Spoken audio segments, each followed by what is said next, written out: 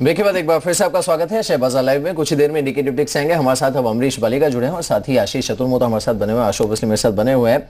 चीनी पर थोड़ी बात कर लेते हैं क्योंकि अब ऐसा लग रहा है कि कोशिश की जा रही है सेटलमेंट करने की। पॉलिटिकल पार्टीज इन्वॉल्व हैं सारी इस समय, और महाराष्ट्र के चीफ मिनिस्टर ने भी सारे किसान नेता हैं उसके साथ मिलकर एक इनिशिएटिव लिया है। तो खैर उसका जो होना है होगा, लेकिन देख लेते हैं कि शुगर स्पेस पर इस समय इंडिकेशंस क्या है। आशीष, आपने अगर देखा हो इस स्पेस को, क्या इंडिकेशंस मिल रहा है आपको शुगर स्पेस पर? क्या अब यहां पर फोकस करना कोई रिटर्न डिलीवर कर पाएगा शॉर्ट टर्म में ट्रेडिंग पर्सपेक्टिव से?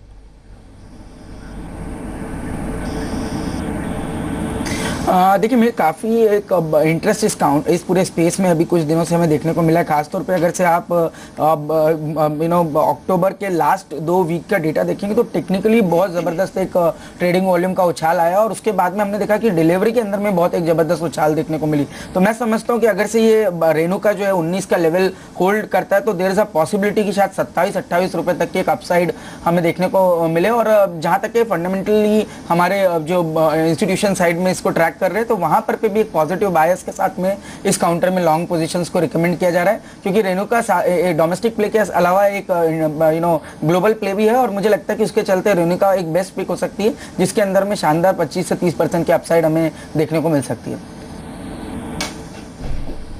जी, तो 3 ग्रुप है स्टॉक्स के जो मैं बात करना चाहता था। एक बैंक, शुगर और एजुकेशन। शुगर में थोड़ी सी इंटरेस्टिंग डेटा मेरे यहाँ आ रहा था। मैं कल पढ़ रहा था कि जो ये लाइफ एक्सचेंज जिसमें ये शुगर ट्रेड होती है, यहाँ जो शुगर के हेज फंड हैं ये कॉन्ट्रैक्ट बेच रहे थे। तो मुझे थोड़ी सी कंफ्यूजन ये लगी कि ये क्यों बेच रहे हैं अगर इनको लग रहा है शुगर की प्राइस ऊपर जा रही है। तो थोड़ा सा मेरा ख्याल है कि जो या तो ट्रेंड रहे टेक्निकल जैसे आशीष जी कह रहे थे तो फिर बहुत अच्छी बात है, मगर अगर नहीं रहे तो स्टॉप लॉस आप जरूर रखिएगा इसमें। आशीष, बाकी बैंकों और शुगर और एजुकेशन के बारे में बात करने के पहले मैं आपसे ये पूछना चाहता था, अपनी 3 पिक्स अगर आप FNO पे दे दें, और अगर मुझे निफ्टी पे फ्यूचर खरीदना, निफ्टी पे एक ऑप्शन खरीदना हो तो कौन सा मैं ऑप्शन खरीदूं, अगर वो बता सकें, और 3 पिक्स जो आपको लगे लॉन्ग साइड पे जो ऑप्शन ट्रेड में सेटलमेंट के पहले हो सकती है।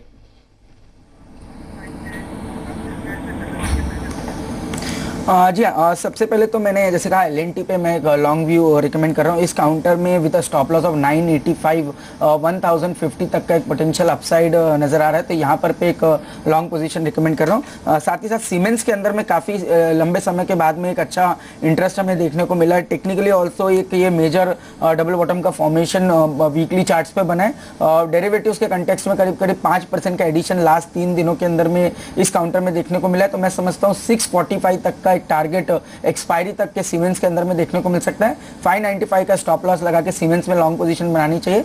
और तीसरी पिक होगी मेरी प्राइवेट सेक्टर बैंक में, यस बैंक के अंदर में, जहां पर डिस्पाइट मार्केट की वीकनेस के एक ये ऐसा पिक है जहां पर स्ट्रेंथ हमें देखने को मिल रही है, क्योंकि MSCI के अंदर में भी इसका इंक्लूजन हो रहा है। तो कल एक बहुत ही अच्छी शॉर्ट कवरिंग इसके अंदर में देखने को मिली। 385 ये टारगेट मैं समझता हूँ ऊपर में देखने को मिल सकता है। 352 का स्टॉप लॉस लगाइए और इसमें लॉन्ग पोजीशन बनाई जा सकती है।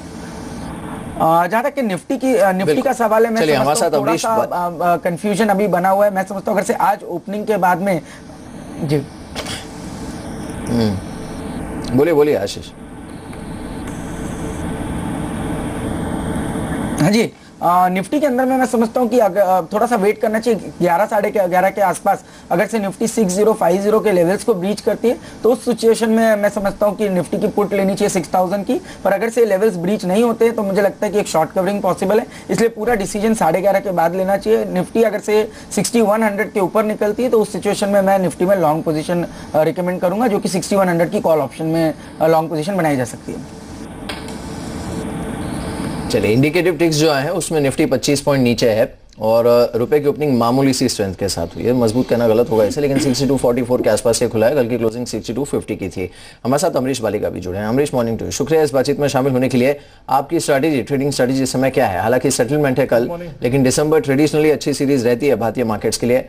आपका इस समय डाउनसाइड तो क्लियरली लिमिटेड है। मुझे लगता नहीं कि market will break that 6000 levels very easily. शायद थोड़ा बहुत ब्रेक करके we could see a bounce back like what we had seen earlier.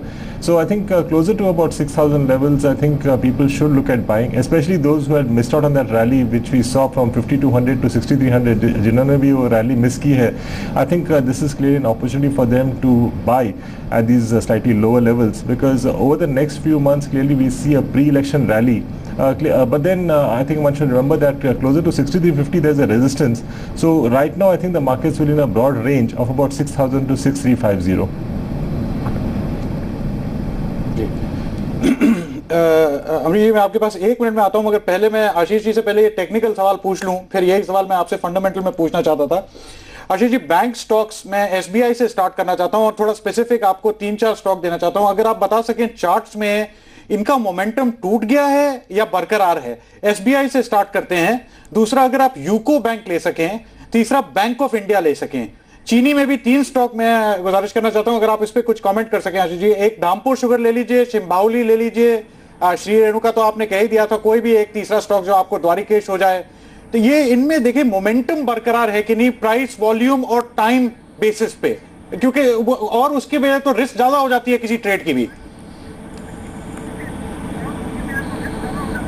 जी देखिए आशीष जी, जहाँ तक कि एसबीआई का सवाल है, मैं समझता हूँ ये काउंटर में अभी तक के मोमेंटम जो है कहीं भी ब्रीच होता हुआ नजर नहीं आया, क्योंकि कल की भी जो फॉल आई वो उसके एक दिन पहले के अगर से हम चेक करें तो 1/3 भी ये रिट्रेस नहीं हुआ, जो कि एक अच्छी स्ट्रेंथ को इंडिकेट करता है। मैं समझता हूँ कि एसबीआई जब तक 1740 के लेवल्स ब्रीच नहीं होते, there is a very strong possibility ये काउंटर वापस से बाउंस बैक हो, और ऊपर में अगर से ये चलता है तो मेरा ध्यान है कि कम से कम 1900 तक की अपसाइड इसके अंदर में देखने को मिल सकती है। तो एक अच्छे रिस्क रिवॉर्ड के साथ में एसबीआई लॉन्ग साइड पे नजर आ रहा है। वहीं अगर से बैंक ऑफ बड़ौदा पे व्यू लूं तो मुझे लगता है कि थोड़ा सा नेगेटिव बायस इसके अंदर में बन रहा है, क्योंकि इस काउंटर ने वीकली एक ट्रेंड रिवर्सल दिखाया, जिसके चलते शायद 580 575 तक की down side bank of Baroda के अंदर में हमें देखने को मिले। इस काउंटर पे मैं समझता हूँ 625 630 का एक स्टॉप लॉस रख के शॉर्ट पोजीशन बनानी चाहिए। डेफिनेटली पीएसयू के अंदर में ये डिफरेंस हमें नजर आ रहा है कि एसबीआई लॉन्ग दिख रहा है और बैंक ऑफ बड़ौदा शॉर्ट नजर आ रहा है। तो ये क्लियरली मार्केट का थोड़ा सा जो अभी जिस तरह का ट्रेडिंग चल रहा है उसके अंदर में इस तरह का डिफरेंस ऑफ ओपिनियन नजर आ रहा है कि एक पीएसयू में लॉन्ग रिकमेंड करें और दूसरे में शॉर्ट की बात करें।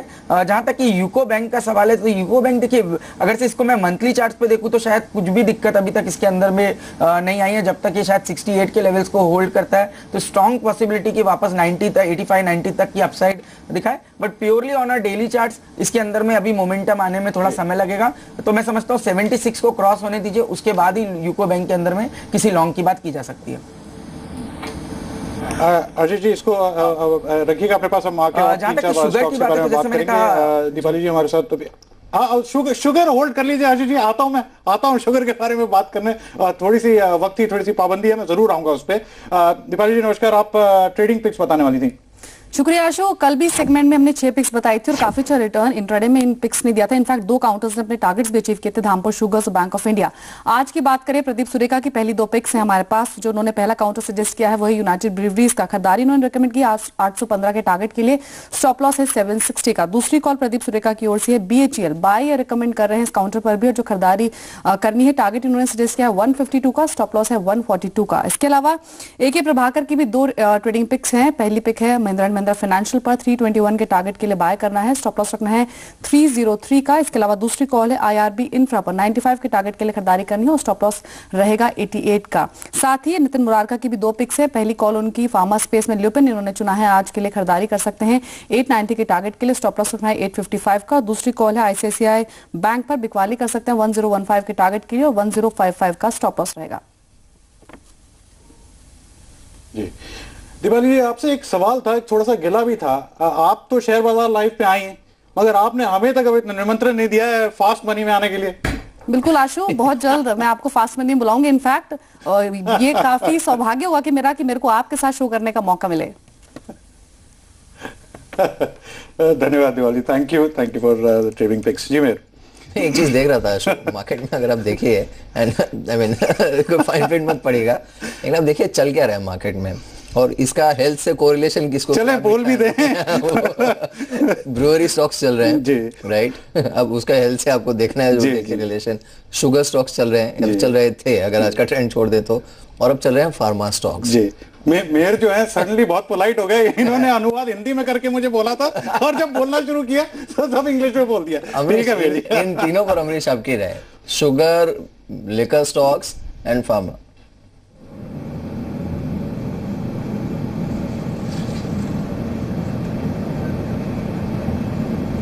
ये सवाल मेरे लिए मेहर। जी जी अमरीश। हाँ, शुगर स्टॉक्स हम लोग को लगता है कि more or less this I mean the cycle is bottoming out, तो यहाँ से शायद डाउनसाइड नहीं है, पर अपसाइड कब शुरू होगा ये तो बोलना मुश्किल है। So our suggestion is I mean those have been holding sugar stocks now for the last so many years, I don't think this is the time to sell, but जो भी फ्रेश बाइंग करेंगे I think the wait could be at least the next 2 or 3 quarters before we see some sort of an uptick. So one thing is very clear, this is not the time to sell. And as far as we are talking of liquor and brewery stocks, I think there is only one group to be picked, looked at out here, and it is either United Breweries, where again we see a decent upside, and United Spirits, which has been anyway on the run once since Diageo has taken over, and even there I don't see much of a downside, and that momentum is still on. जी। तो आशीष जी की एक photo लगी हुई थी वो उनके आने के पहले, तो मैंने कहा आशीष जी ने तो चीनी बिल्कुल बंद कर दी है। बिल्कुल ही बंद कर दिया है। तो आशीष जी मगर चार्ट पे बता दीजिए, आप बताने वाले थे कि कौन से स्टॉक आपको ठीक लग रहे हैं शुगर स्टॉक्स, और अगर उसमें मोमेंटम है कि नहीं। डे ट्रेड के लिए भी बता दीजिएगा, और अगर आपको लगता है डायरेक्शनल ट्रेड हो सकती है तो फिर उसी तरफ से जाएंगे।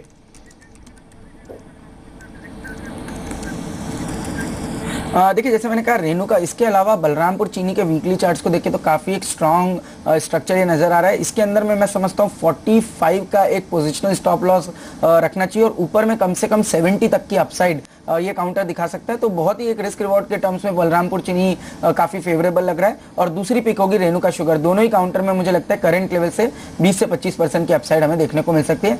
इंट्राडे के पर्सपेक्टिव पे थोड़ा इन काउंटर्स को मैं अवॉइड करूंगा, क्योंकि ये काफ़ी वोलेटाइल रहते हैं, तो थोड़ा पोजिशनल ट्रेड पे ही ध्यान देना इन दोनों काउंटर्स के अंदर में ठीक रहेगा। जी, फ्रॉम ट्रेड पर्सपेक्टिव आपसे जानना चाहेंगे अमरीश, क्योंकि MSCI इंडेक्स में कुछ बदलाव हो रहे हैं। जो स्टॉक्स बाहर जा रहे हैं इसमें बैंक ऑफ इंडिया है, कैनरा बैंक है, यूनिटेक है और वोकहार्ट है। जो शामिल हो रहे हैं उसमें नेस्ले है, टेक महिंद्रा और यस बैंक है। इसमें से किसी पर आपका ट्रेड पर्सपेक्टिव है इस समय? टेक महिंद्रा में हम लोगों ने काफ़ी अच्छा मोमेंटम भी देखा है लास्ट कई महीनों में, and the results also have been fantastic, so I think that's one stock which will continue moving up. Yes Bank, has been having its own issues as far as corporate governance, and there is some concern on the NPA part of it also. Among the other private sector banks, I think only Yes Bank there is a major concern as far as that is concerned. So I'll not surely recommend Yes Bank at this point of time. And the stocks which are moving out, clearly I think there will be some pressure for a while, but then overall we feel that the PSU banking space could see some sort of a rally going ahead over the next 3 or 4 months. So I think lower levels, I think one could look at buying Canara Bank. जी अमरीश जी, कल ये जितने आपके education के stocks चले थे, Everonn, Career Point, Educomp, Core Education, ये इनमें से अगर आपको कोई लगता है, क्योंकि और रैली अभी शुरू हुई है, मगर अगर आप 1 साल पहले से देखें तो बहुत कीमत से नीचे गिरे हैं, मतलब 1/4 हो गए थे ये। यहाँ आपको लगता है ये रैली सस्टेन होगी ये एजुकेशन स्टॉक्स में, जिसमें इनमें से जो भी आपको ठीक पिक लगे? I think education space was overrated in the last nearly 2 to 3 years back, when you had a lot of these education companies actually getting listed, and being a sunrise sort of a sector, I think it had got overrated. वहाँ से हम लोगों ने काफ़ी अच्छा correction देखा है, but even at these levels I'll not really recommend people from buying from a fundamental angle, क्योंकि the way the competition has built up in this space, clearly I think margins is going to be an issue going ahead. So we could see some sort of trading sort of a pullback, we could see a trading bounce back, but surely it is not from an investment angle at this point of time. जी, आज चलिए indicative ticks जो है उसमें Sensex 24 point ऊपर रुका है, Nifty सिर्फ 3 point, लेकिन 606 ऊपर।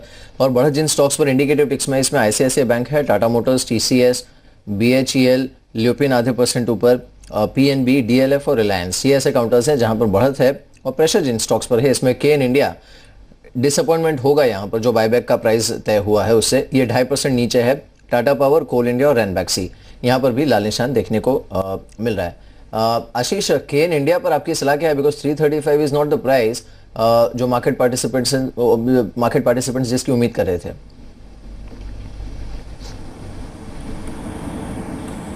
जी हाँ, बिल्कुल मेरे, और उसका ही एक इम्पैक्ट हमें कल देखने को मिला। काफ़ी स्ट्रांग वॉल्यूम से कल डे हाई से ऑलमोस्ट डे लो के आसपास इस काउंटर को बंद किया, 324 के आसपास। मैं समझता हूँ आज भी शायद थोड़ा कैप डाउन ओपनिंग इसके अंदर में देखने को मिले, जो इसको कम से कम 318 के आसपास लेके आएगी। बट ओवरऑल टेक्निकल पर्सपेक्टिव पे देखना चाहूँ तो 316, 317 ये एक अच्छे सपोर्ट की तरह इस काउंटर में वर्क करते हैं। तो देखना होगा कि 316 के लेवल्स को ब्रीच करता है क्या। अगर से उनको ब्रीच करता है तो डेफिनेटली एक वीकनेस जो है वो कंटिन्यू रह सकती है, अदरवाइज ये काउंटर वापस से एक साइडवेज ट्रेंड में जा सकता है।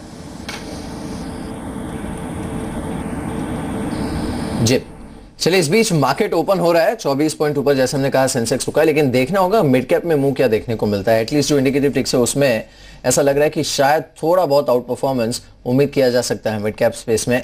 और ये ज्यादातर काउंटर्स जिसमें हमने कल भी मूव आते देखा था, उसमें मिड कैप में काफी बड़ा हिस्सा है जिसमें मोमेंटम आते हमने कल देखा था, इवन इन फार्मा स्टॉक्स, तो यहाँ पर नजर रखनी होगी। लेकिन हाँ, ओवरऑल एक क्वाइट ओपनिंग, और टिपिकली देखना होगा कि कल सेटलमेंट से पहले आज खासकर 12-1 बजे के बाद क्या ट्रेड देखने को मिलता है। खुला है मार्केट, पहला टिकाया है 28 पॉइंट ऊपर सेंसेक्स पर, और निफ्टी 10 पॉइंट ऊपर है, 6069 का लेवल है, 42 पॉइंट्स ऊपर अब सेंसेक्स है, और निफ्टी में 13 अंकों की बढ़त है इस समय।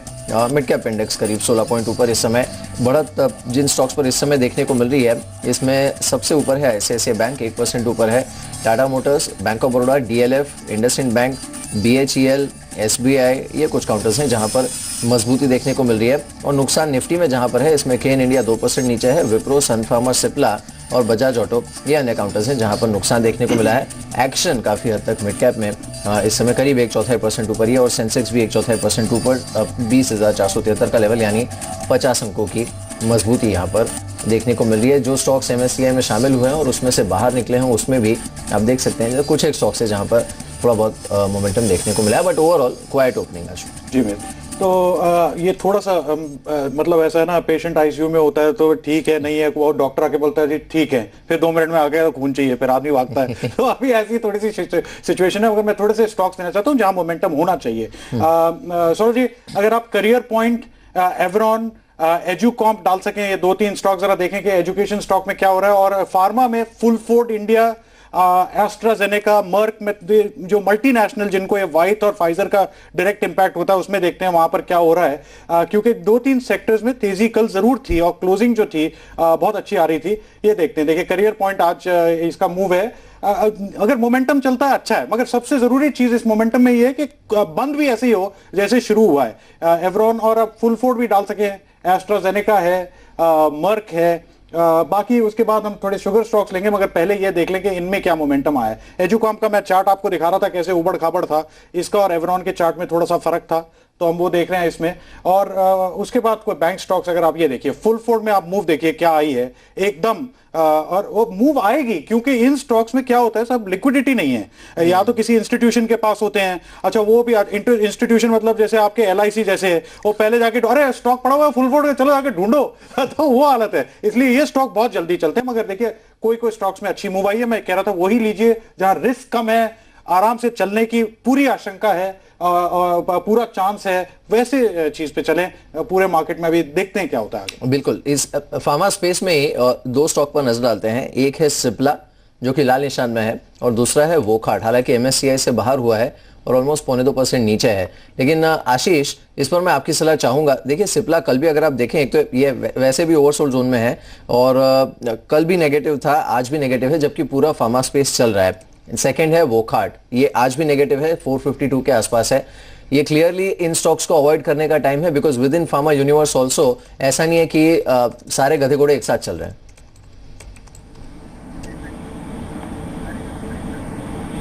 जी बिल्कुल सही कहा आपने, काफी सिलेक्टिवली काउंटर्स चल रहे हैं। जैसे सिप्ला अपने रिजल्ट के बाद में ऑलमोस्ट ये अगस्त लोस पे चल रहा है, ऑलमोस्ट 3-4 महीने के लो पे काउंटर ट्रेड कर रहा है और मुझे लगता है कि डेफिनेटली ओवरसोल्ड जरूर है, पर उसके बावजूद भी अभी तक की कोई विजिबल स्ट्रेंथ इसके अंदर में नजर नहीं आ रही। अगर से फार्मा में किसी चीज में प्ले करना है तो मेरे हिसाब से ल्यूपिन बेस्ट प्ले हो सकता है, जहां पर पे 850 का स्टॉप लॉस लगा के हम 920 930 के लेवल्स जो है ऊपर में देख सकते हैं।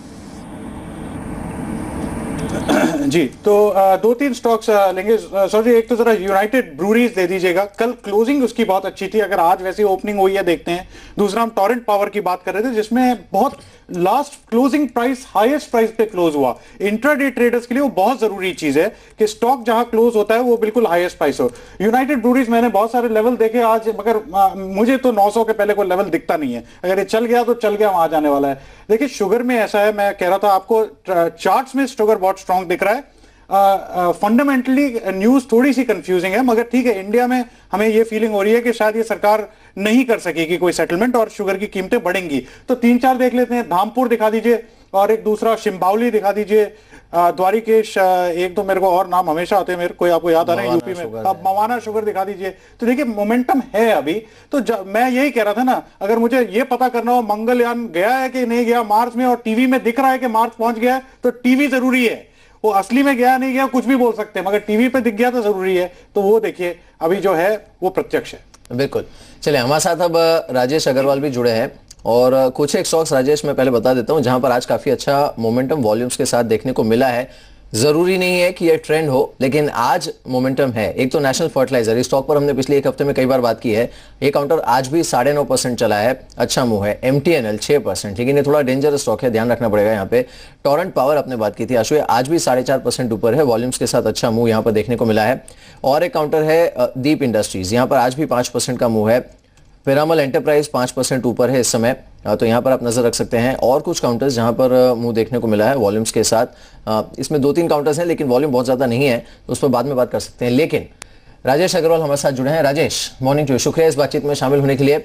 आपने इस समय ट्रेडिंग की सलाह किन स्टॉक्स में दी है? बिकॉज रोटेशन काफी तेजी से हो रहा है, वो एक ट्रेंड पकड़ना थोड़ा मुश्किल है, लेकिन जो स्पेस चल रहा है वो बाकी ब्रॉडर मार्केट को इग्नोर करके चल रहा है। जी बिल्कुल सही कहा मेहर आपने कि रोटेशन बहुत जल्दी हो रहा है। कल जो काउंटर चल रहे थे वो आज नहीं चल रहे हैं, इस तरीके से अचानक शेयर के रोटेशन बहुत ज़्यादा हो रहे हैं। लेकिन इस वक्त अगर आप देखें तो जो ऑयल एक्सप्लोरेशन स्टॉक्स हैं जो अच्छे चल रहे हैं, और मुझे लगता है कि आने वाले दिनों में ऑयल मार्केटिंग कंपनीज में अच्छी मूवमेंट हो सकती है, क्योंकि एक तो क्रूड के प्राइसेस नीचे जा रहे हैं, दूसरे ऐसे बयानात भी सरकार की तरफ से आए हैं कि डीजल अल्टीमेटली डीरेगुलेट होगा। तीसरे अगर आप देखें तो इनके लॉसेस जो कम हो रहे हैं, क्योंकि सब्सिडी बर्डन कम होता जा रहा है, लगातार जो डीजल के प्राइसेस प्रति माह बढ़ रहे हैं, इन सब चीज़ों को देखते हुए मुझे लगता है कि जो अगर मध्यम अवधि के लिए थोड़ी सी ध्यान दिया जाए तो ऑयल मार्केटिंग कंपनी अच्छी है। बहुत शॉर्ट टर्म में अगर आप देखें तो इस खबर के बाद कि ईरान में सैलवा हो गई थी, अबान में बहुत अच्छी मूवमेंट देखने को मिली। 2 दिन से लगातार अपने हायर सर्किट्स पे है। मुझे लगता है अभी भी वहाँ भी बहुत स्टीम बाकी है, तो वहाँ भी पोजीशन ली जा सकती है।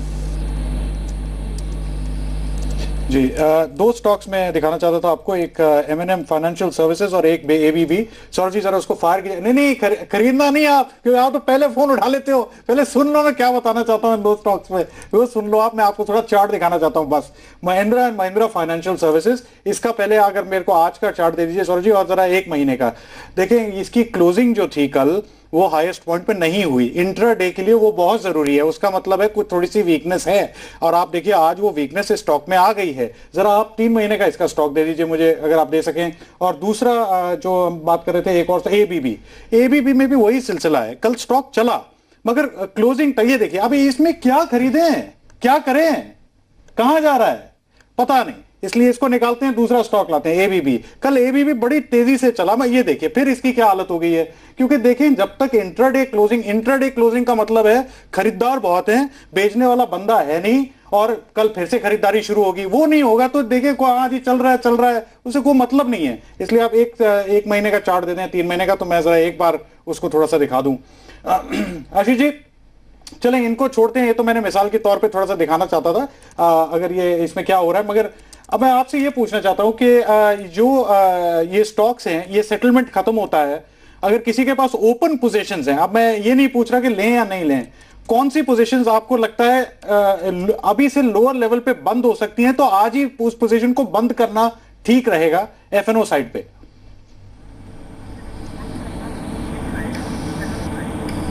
देखिए, जैसे मैं समझता हूँ ऑयल मार्केटिंग कंपनीज, इसके अंदर में एक शॉर्ट पोजीशन काफ़ी बनी है, तो मैं समझता हूँ इनके अंदर में गिरावट देखने को मिल सकती है। बीपीसीएल, एचपीसीएल, आईओसी, यहाँ पर पे पोजीशंस अभी स्क्वायर ऑफ करना सेंस बैठता है। अदरवाइज मुझे लगता है शायद 3 से 4% की डाउन साइड एक्सपायरी तक हमें देखने को मिलेगी। साथ ही साथ अगर से टेलीकॉम स्पेस में देखें तो भारतीय एयरटेल एक ऐसा काउंटर होगा जहाँ मुझे लगता है कि वीकनेस बन रही, तो ये भी शायद 2-3% की वीकनेस के साथ में एक्सपायरी के अंदर में सेटल होगा। तो मैं समझता हूँ कि ये दो स्पेस है जहाँ पर थोड़ा प्रॉफिट बुकिंग आज के लेवल्स पे करना एक मैं समझता हूँ कंफर्टेबल रहेगा। जी अमरीश, चलिए आपसे आखिरी सवाल। एक तो ये जो फर्टिलाइजर स्टॉक्स हैं और उसमें हमने देखा जैसे पिछले हफ्ते से नेशनल फर्टिलाइजर चल रहा है, आज इसमें और एक नाम शामिल हो गया, वो है स्पेक, सदर्न पेट्रो। यहाँ पर भी अगर आप देखें आज मोमेंटम है, वॉल्यूम अच्छे हैं। हालांकि एक दिन के ट्रेंड पे कोई कॉल लेनी थोड़ी मुश्किल होती है, लेकिन ये चलना शुरू हुआ है। और दो काउंटर्स जिसमें आज अच्छा मूव वॉल्यूम्स के साथ है मिड कैप में, वोल्टास और हेवेल्स। स्पेक, वोल्टास और हेवेल्स, इस पे आपकी राय क्या है?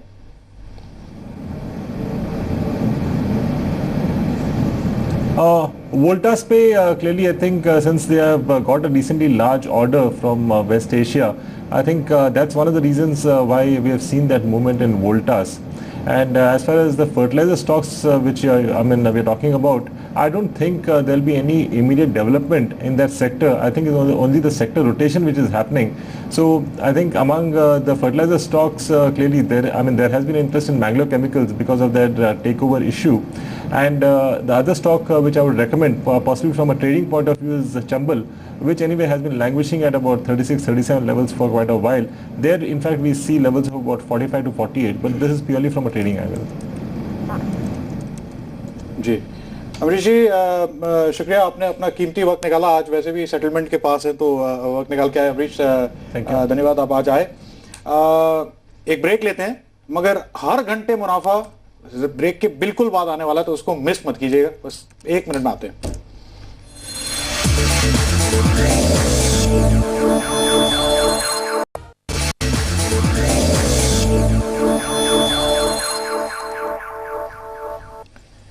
ब्रेक के बाद एक बार फिर से आपका स्वागत है शेयर बाजार लाइव में। दो स्टॉक्स, हर घंटे मुनाफे का स्टॉक देखते हैं, लेकिन उससे पहले दो स्टॉक देख लेते हैं। एक तो वोकहार्ट 7% नीचे है, नेगेटिव न्यूज, काउंटर 7-10% गिर जाता है, पॉजिटिव न्यूज आती है 8-10% चल जाता है। इसका टिपिकल पैटर्न बना हुआ है पिछले 6-8 महीनों से, आज भी यही इंडिकेट हो रहा है। और दूसरा स्पेक, इसकी हमने ब्रेक के पहले भी बात की थी, वॉल्यूम्स काफी अच्छी हैं और काउंटर ऑलमोस्ट 18% ऊपर इस समय ट्रेड करा है। आशीष, वेरी क्विकली इन दोनों पर आपकी राय?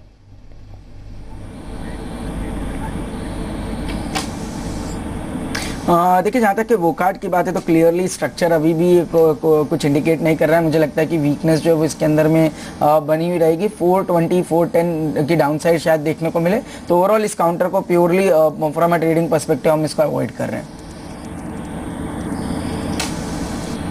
जी, अब वक्त है हर घंटे मुनाफा का।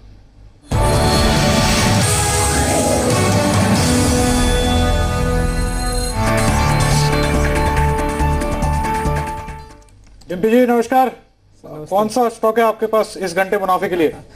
सर पीटीसी इंडिया पे आप नजर रख सकते हैं, क्योंकि देखिए डेरिवेटिव हिसाब से भी और टेक्निकल बेसिस जिस चार्ट पे आप देख रहे हैं उसमें अगर आप आवरली चार्ट इसमें डाल के देखेंगे आपको साफ साफ दिखेगा ये जो 60 का बेस था ये 4th अटेम्प्ट में ये ब्रेक कर रहा है इसको। आज ये 60 के ऊपर आ चुका है और ठीक डेरिवेटिव एक्सपायरी से ऊपर डेरिवेटिव का ही स्टॉक्स अगर 60 के अपने क्रिटिकल सपोर्ट जोन को रेजिस्टेंस जोन को ब्रेक करे तो उम्मीद कर सकते हैं शॉर्ट कवरिंग काफी तेजी से आ सकती है। कल के सेशन में भी कल कुछ ऐसा ही देखने को मिला है और टेक्निकल बेसिस, ये सिर्फ और सिर्फ टेक्निकल बेसिस और डेरिवेटिव के आंकड़े जोड़कर ये शेयर चुना गया है। फंडामेंटल बेसिस अभी ज्यादा नहीं इसके एक्सप्लोर किए गए, लेकिन उस बेसिस पर लगता है कम से कम 63 रुपए यानी कि 2 से 3 रुपए का मूव आज के सेशन में मिल सकता है। उम्मीद है कि 1 घंटे में ही मिल जाएगा, इसलिए हर घंटे के अंदर इसको डाला गया। 63 रुपए का टारगेट है, 59 का एक स्टॉप लॉस रखा जा सकता है। अगर आप रिस्क रिवॉर्ड को ज्यादा कैलकुलेट कर रहे हैं तो भले 58 तक की रेंज का रख ले स्टॉप लॉस, लेकिन 59 एक ज्यादा अच्छा होगा 1 घंटे के लिए स्टॉप लॉस रखना। और उम्मीद है कि 63 तक आपको ये लेवल्स देखने को मिलेगा, क्योंकि इंपॉर्टेंट इसकी 60 के रेंज को पार करना है और ठीक ऐसे समय पार करना है जहां पे शॉर्ट कवरिंग का प्रेशर इस शेयर को चला सकता है। जी हाँ, तो नजर रखिए पीटीसी के काउंटर पर इस समय 2% का मूव है और आप लक्ष्य यहाँ पर रखिए। आप 63 का, फिलहाल 61 के आसपास है काउंटर, तो अच्छा बाउंस यहाँ से आपको मिल सकता है। राजेश, जिस तरह का ट्रेड अब तक हुआ है, एटलीस्ट ऐसा लग रहा है कि 6000 के ऊपर कंफर्टेबली हो सकती है सेटलमेंट कल की। अब तक ये कहना सही होगा? आपने कोई और स्टॉक्स मिड कैप स्पेस में स्पेशली लोकेट किए हैं फ्रॉम ट्रेड पर्सपेक्टिव? देखिए, ट्रेडिंग के पर्सपेक्टिव से मुझे लगता है कि बैंकिंग में जो कमजोरी देखी गई है, खास करके येस बैंक वगैरह में, वो आने वाले जो सेटलमेंट है, नेक्स्ट सेटलमेंट है, मुझे लगता है कि वहाँ पे थोड़ी सी मजबूती देखी जाएगी और वहाँ पे बाइंग उभर कर आएगी। तो हम लोग अपने क्लाइंटों का इस वक्त बैंकिंग में एक्सपोजर लेने की सलाह दे रहे हैं। खास करके प्राइवेट सेक्टर बैंक की बात करूँ तो येस बैंक और कोटक अच्छे लग रहे हैं, इवन इंडसइंड बैंक भी अच्छा है, और पब्लिक सेक्टर बैंक्स में आपके एसबीआई बेहतर लग रहा है। जी, तो 2 स्टॉक्स में लेना चाहता था सौरभ जी। अगर नेशनल फर्टिलाइजर आप फायर कर सकें, एक और दूसरा है कि डेल्टा कॉर्प। जो ये नेशनल फर्टिलाइजर है, इसमें देखें ये 1 साल का इसमें चार्ट बहुत जरूरी है। देखिए, फर्टिलाइजर में ये फंडामेंटल चेंज आ रहा है और ये इंस्टीट्यूशनल इन्वेस्टर्स खरीदेंगे किसी टाइम पे, और जब खरीदेंगे इनके, मगर अभी 1 साल का जरा चार्ट दे दें। ये जो है बिल्कुल फ्लैट रहा है 20 से 25 की लेवल पे। ये 25 तोड़ देगा तो 30 की तरफ जाएगा, मगर 25 तोड़ना जरूरी है। डेल्टा कॉर्प जैसे मैं बता रहा था, ये जो है ये एक बार एनएफएल ये देखिए क्या हालत हो गई थी, बिल्कुल मतलब समुद्र के नीचे आके बैठ गया था, मगर चढ़ना शुरू करना 25 के बाद इसमें तेजी जो चलिए 25 तो सामने दिख रही है, तो अब जो है 30 का लेवल आता है और उसके बाद कहां जाता है देखना पड़ेगा। एक बार डेल्टा कॉर्प देखिए, डेल्टा कॉर्प में ऐसा है, देखिए 93 का लेवल है, उसके बाद 99 का ये एक्यूमुलेशन स्टॉक है। इसमें बहुत जल्दी रिवर्सल हो सकता है, तो आप तभी लें जब मतलब आप बॉम्बे में पहले आके प्रैक्टिस कर लें, वो ट्रेन में बाहर निकलने अंदर आने का, जब आपकी प्रैक्टिस हो जाए तो ये भी आप कर सकेंगे, क्योंकि ये इतनी जल्दी मतलब मेरी सोच में तो बहुत मुश्किल है, मगर ये स्टॉक अभी ट्रेंड इसका ठीक ही है। दूसरा बहुत इंटरेस्टिंग अभी ट्रेंड शुरू हुआ है, हम देख रहे हैं पूरी जितने आपके ऑटो एंसिलरी स्टॉक है ये सब चले हैं। फैक्ट प्रिसिशन बेरिंग, मदरसन सुमी, भारत फॉर्ज, आइचर मोटर्स भी चला है, मगर एक दिन से ट्रेंड नहीं बनता। मैं कहता हूं ये थोड़े, अभी हमको सिर दिख रहा है, तो सिर जरा 1-2 दिन जब हो जाएंगे तो सिर की जगह बॉडी होनी शुरू हो जाए। जब बॉडी आएगी तब हम खरीदना शुरू करें, मगर पहले वो बॉडी बनने दें, अभी बनी नहीं है पूरी। आशीष जी हमारे साथ। आशीष जी, ऑटो एंसिलरी पे कोई व्यू होगा आपका, या कोई भी ऑटो स्टॉक्स पे, टाटा मोटर्स को छोड़ के, क्योंकि उसकी तो ऐसी पिटाई हो जाती है, मतलब कोई 500 बार दिन में उसकी बात होती है, अगर उसके बाद कोई स्टॉक्स दिखे हो आपको?